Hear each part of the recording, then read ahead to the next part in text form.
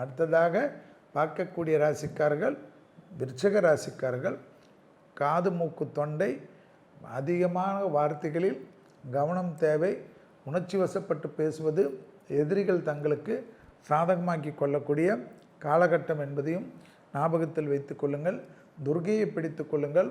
துர்கை காயத்ரியை இந்த வாரம் சொல்ல சொல்ல மார்கழியில் நான் சொன்ன பரிகாரத்தை மொத்த மார்கழியிலும் சொல்லுங்கள்.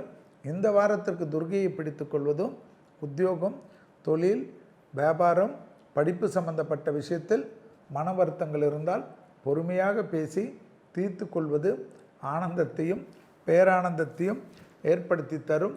திங்கட்கிழமை பசுமாடுகளுக்கு அகத்திக்கீரையை தவிர உணவு கொடுக்க தடவிகள், இழுபறி பிரச்சனைகள் நிவர்த்தி ஏற்படுவது பேரானந்தத்தை விருச்சிகத்திற்கு ஏற்படுத்தி கொடுக்கும்.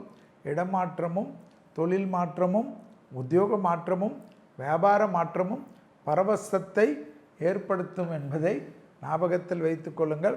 செல்வாக்குகள் கூடக்கூடிய அற்புதமான காலகட்டம் என்பதையும் விருச்சிக ராசிக்காரர்கள் ஞாபகத்தில் வைத்து கொள்ளலாம்.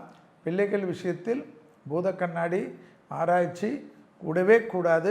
அபிராமி அந்தாதியில் பாடல் 40, 59, 75 மானசீகமாக பிரார்த்தனை செய்ய செய்ய பிள்ளைகளுக்கு உங்களுக்கும் இருந்த இடைவெளிகள், சனியால் ஏற்பட்ட பாதிப்புகள் பரிபூர்ண நிவர்த்தி ஏற்படுவது கண்கூடாக பார்க்கக்கூடிய நல்ல காலகட்டம்.